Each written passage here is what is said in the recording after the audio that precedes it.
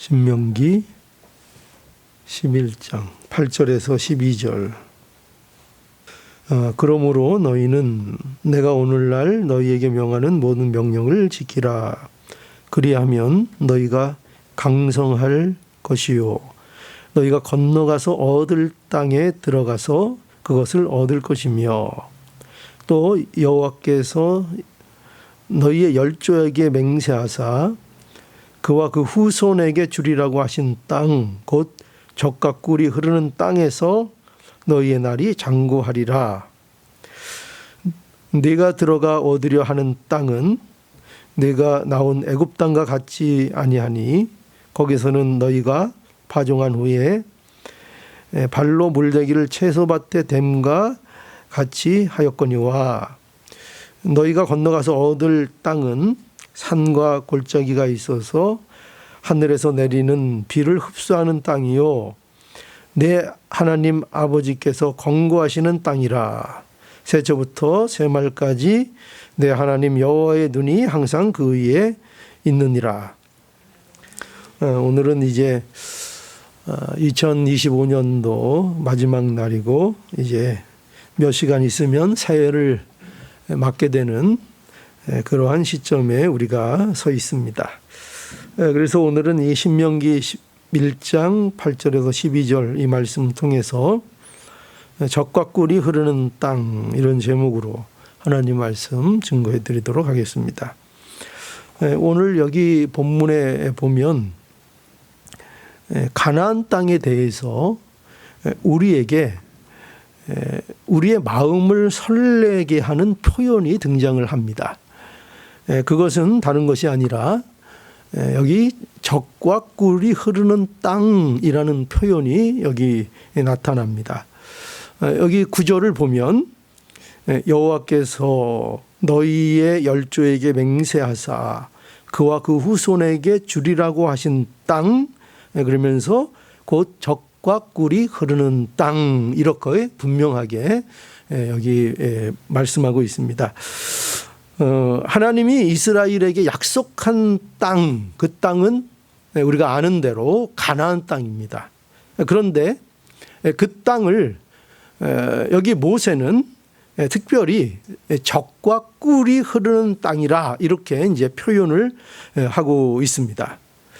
그런데 여러분, 사실 가나안 땅은 그 자체로 보자면 젖과 꿀이 흐르는 땅과는 거리가 먼 땅입니다. 아니, 오히려 이 가나안 땅은 척박한 땅이라 이렇게 해야 더 적당한 땅입니다. 왜 그런가 보니까 오늘 본문에도 나타나 있는데 11절에 보면 이렇게 되어 있습니다.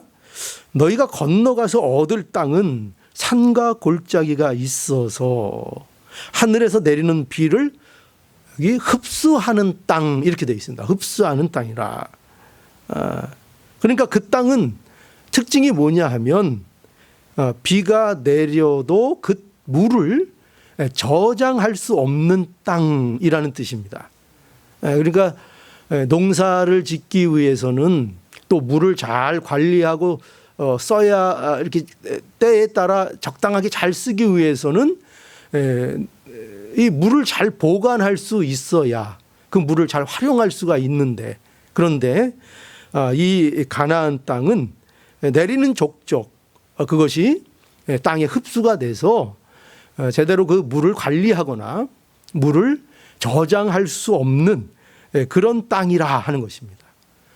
그러니까 하늘에서 비가 제때 와야만 농사가 가능한 땅, 그런 뜻입니다. 그런 땅, 그것이 바로 이제 가나안 땅이고, 그렇기 때문에 오히려 이 가나안 땅은 척박한 땅이라 이렇게 얘기해야 오히려 더 적합한 표현이 될 수 있습니다. 그런데 모세는 여기 분명하게 젖과 꿀이 흐르는 땅, 이렇게 표현하고 있습니다. 젖과 꿀이 흐른다는 것은 기름지다는 얘기입니다. 젖이 풍부하다는 것. 그리고 젖이 풍부하다는 것은 그 젖을 생산할 수 있는 가축이 풍부하다는 얘기고, 그리고요 그리고 꿀이 있다는 것은 그 꿀 하면은 오늘날 꿀이 흔하지만 그때는 영약과도 같은 것이 꿀입니다. 그래서 꿀이 풍성한 땅 이렇게 되면 그 땅은 기름진 땅이라 이렇게 말할 수 있습니다. 그래서 이런 표현을 모세가 썼는데 왜 이런 표현을 이 척박한 땅에 썼는가 할 때 그 이유에 대해서 모세는 이렇게 얘기합니다. 그 땅에는 하나님의 권고가 있다 이렇게 얘기합니다. 하나님의 권고가 있고 그 땅에는 하나님이 항상 지켜보는 하나님의 눈이 항상 그 땅 위에 있다. 이렇게 모세가 설명을 합니다. 그래서 11절, 12절에 보면 그렇죠. 12절 보세요. 12절. 내 하나님 여호와께서 권고하시는 땅이라 그렇게 돼 있죠. 그죠? 이 땅은 어떤 땅이냐? 내 하나님 여호와께서 권고하시는 땅. 또 새초부터 새말까지, 그러니까 연초부터 연말까지 이렇게 되는 겁니다. 까지 내 하나님 여호와의 눈이 항상 그 안에 그 위에 있느니라. 그죠? 그러니까 보세요. 그 젖과 꿀이 흐르는 땅이라는 것은 단지 땅이 기름지고 풍부한 것을 말하는 것이 아니라는 것입니다. 그걸 말하는 것이 아니라 하나님이 권고하시는 땅이기 때문에 그 땅을 젖과 꿀이 흐른다 이렇게 표현하고 있는 것이고, 마치 부모가 아이를 눈을 떼지 않고 돌보는 것처럼 하나님이 그렇게 우리를 돌보신다 하는 뜻에서 가나안 땅을 젖과 꿀이 흐르는 땅이라 이렇게 말하는 것입니다. 그러니 그 가나안 땅은 다른 것이 특별한 것이 아니라 하나님이 우리를 돌보신다는 경험이 가능한 땅, 그것을 느낄 수 있는 땅, 그 땅을 지금 모세는 젖과 꿀이 흐르는 땅이라 이렇게 설명하고 있고, 그것이 이제 가나안 땅입니다. 여러분, 우리가 이 말씀을 통해서 분명하게 기억해야 해요. 뭘 기억해야 하는가? 하나님이 함께 계시면 그곳이 뭐가 되는 겁니까? 그 땅이 젖과 꿀이 흐르는 땅이 되는 겁니다. 그러니까 우리에게 있어서 젖과 꿀이 흐르는 땅이라는 것은 무슨 조건과 환경에서 의해서 결정되는 게 아니라 이 뜻입니다.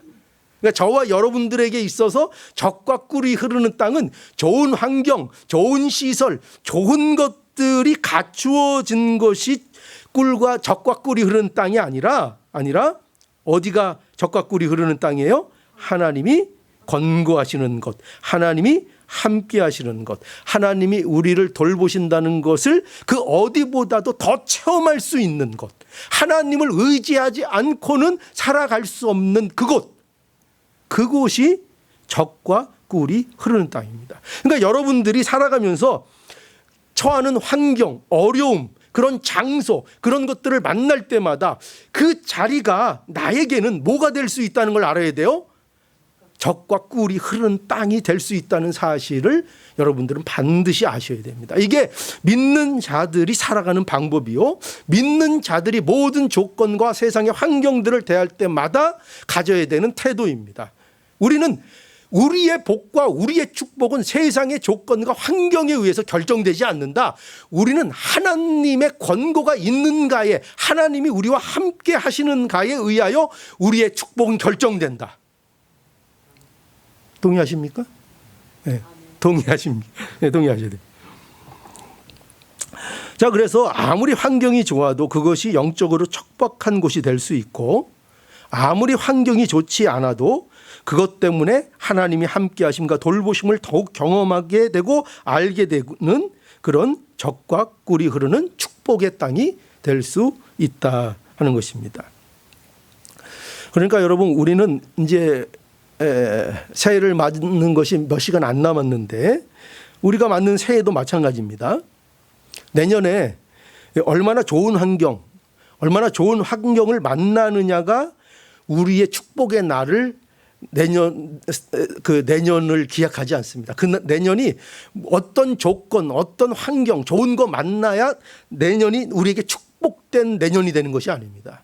그것이 아니라 하나님이 함께 하심이 있을 때에, 하나님을 사랑할 때에, 하나님을 의지할 때에 우리가 맞이하는 내년도 축복의 시간들이 우리에게 되어질 겁니다.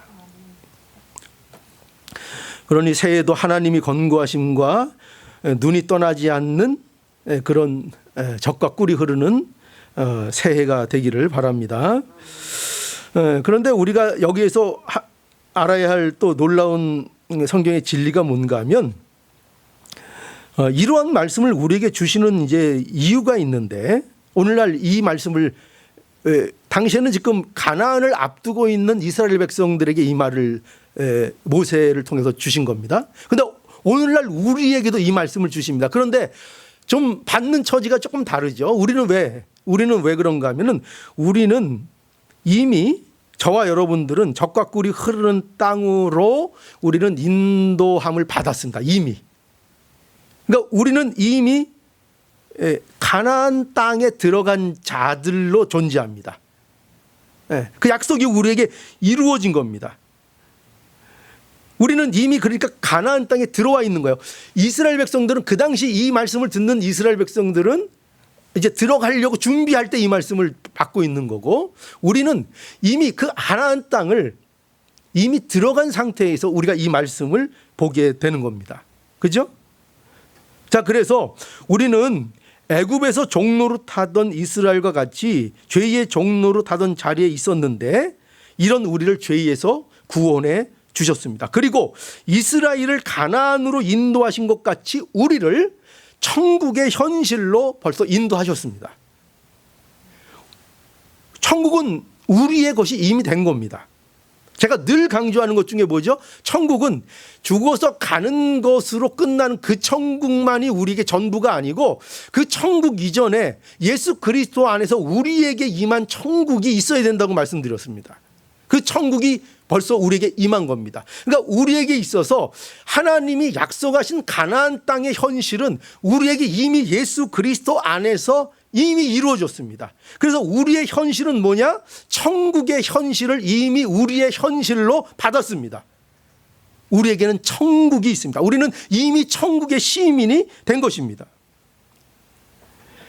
그래서 저와 여러분들에게는 천국이 현실이 된 것인데, 그래서 우리는 이미 젖과 꿀이 흐르는 땅에 들어가 있는 자가 이미 된 겁니다. 우리가 발붙이고 있는 그 세계는 이미 젖과 꿀이 흐르는 그 땅입니다. 우리가 거기에 있습니다, 지금. 그렇기 때문에 이제 우리는 달라졌습니다. 이걸 우리가 알고, 제가 이걸 말씀드리려고 합니다. 우리는 달라졌습니다. 어떻게 달라졌죠? 우리는 이제 어떤 자가 되었는가 하면, 우리를 지배하는 것이 달라졌습니다. 우리는 이제 세상의 지배를 받지 않고, 세상의 원리의 지배를 받지 않고, 하나님의 은혜의 지배를 받는 자리에 우리가 이제 와 있는 것입니다. 이게 우리입니다. 그래서 여기 오늘 본문의 10절 한번 보면, 10절부터 한번 볼까요? 내가 들어가 얻으려 하는 땅은, 지금 아까도 말씀드렸지만 이스라엘 백성들에게는 미래의 일이지만 우리에게는 이미 일어난 일입니다.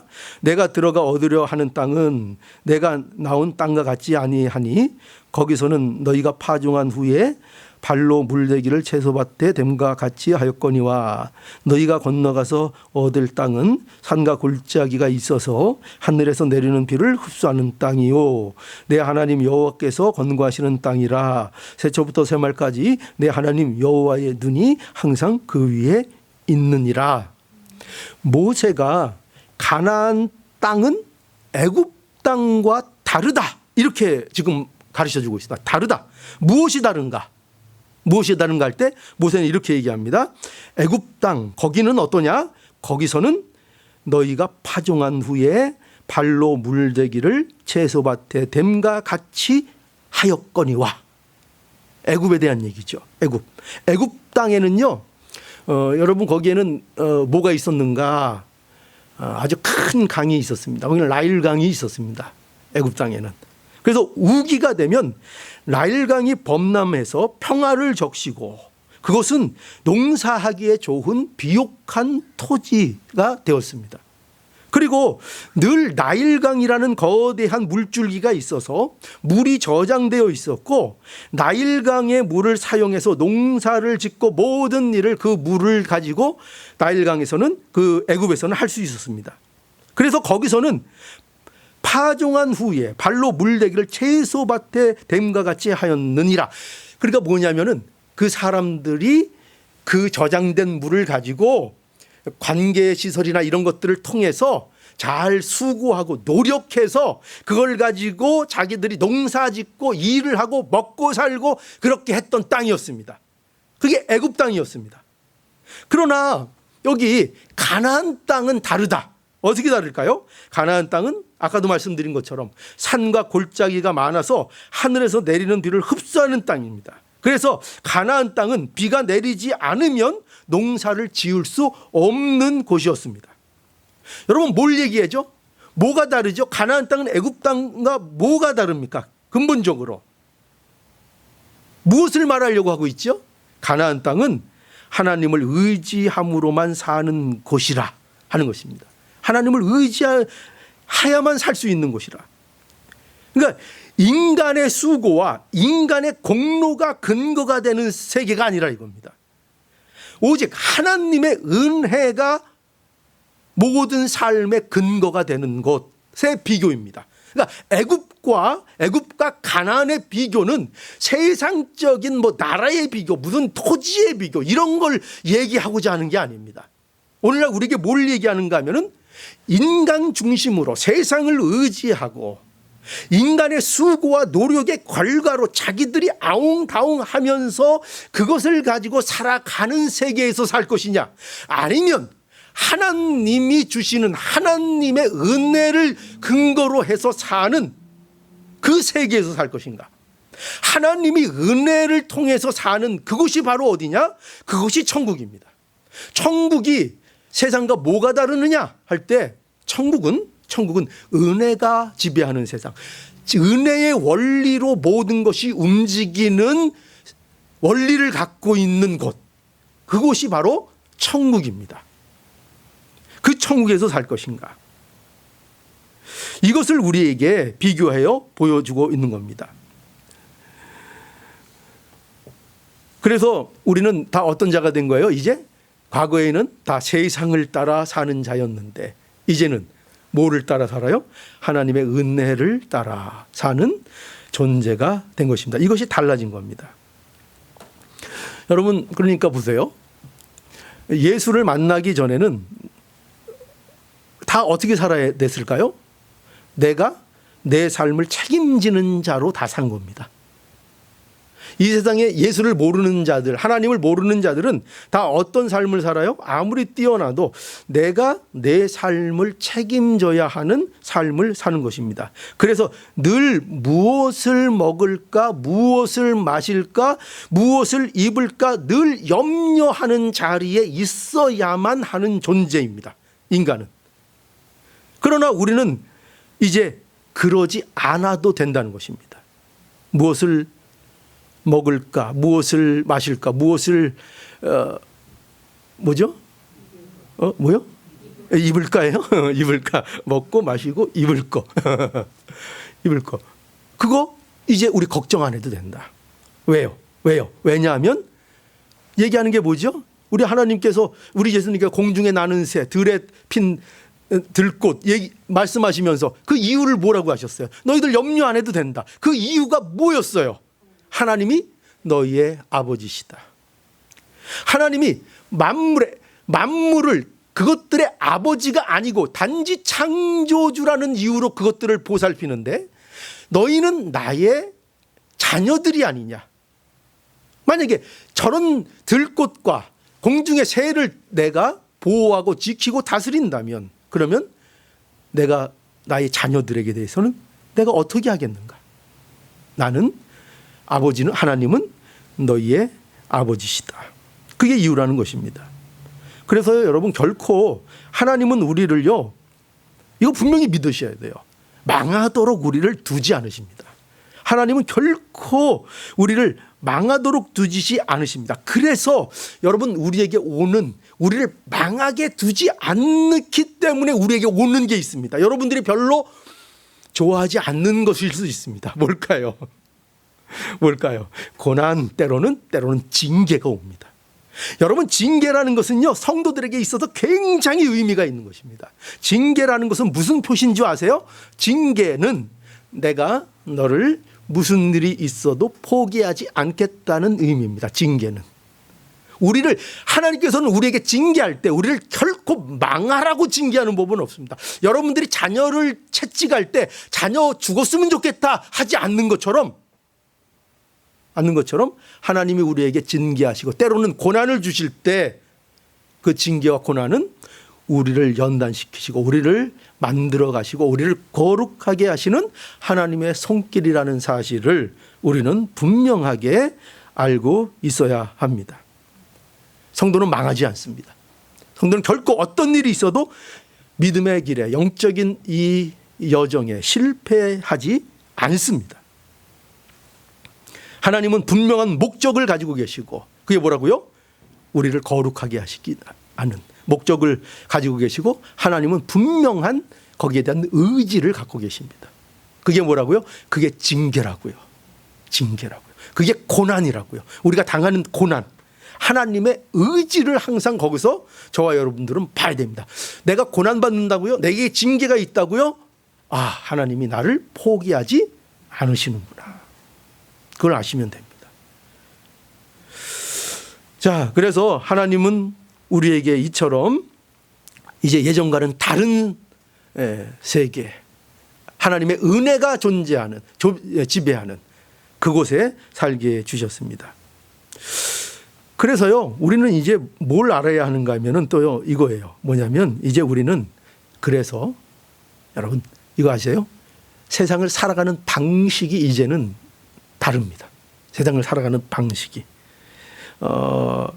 여기 보세요. 모세가 그래서 가나안 땅에 들어가서 어떻게 살아야 되는지를 이제 가르쳐 주는 겁니다.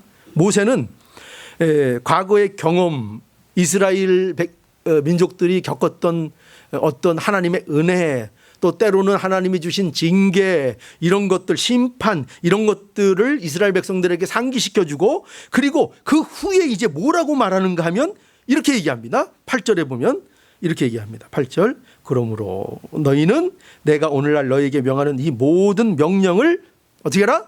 지키라. 그러면서 그리하면 너희가 강성할 것이요 너희가 건너가서 얻을 땅에 들어가서 그것을 얻을 것이며. 자, 9절 한번 우리 다 함께 읽어볼까요? 9절 시작. 또 여호와께서 너희 열조에게 맹세하사 그와 그 후손에게 주리라고 하신 땅 곧 젖과 꿀이 흐르는 땅에서 너희의 날이 장구하리라. 모세는 지금 이스라엘 백성들에게 무엇을 가르쳐 주고 있죠? 너희는 내가 오늘날 너희에게 명하는 모든 명령을 지키라 하는 겁니다. 지키라. 이게 무슨 말씀이에요? 이게 무슨 의미예요? 말씀을 순종하라는 거죠. 말씀을 순종하라.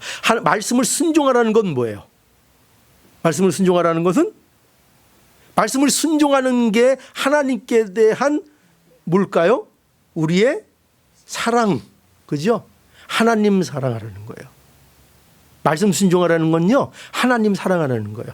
말씀 순종하라는 것은요, 하나님 의지하라는 거예요.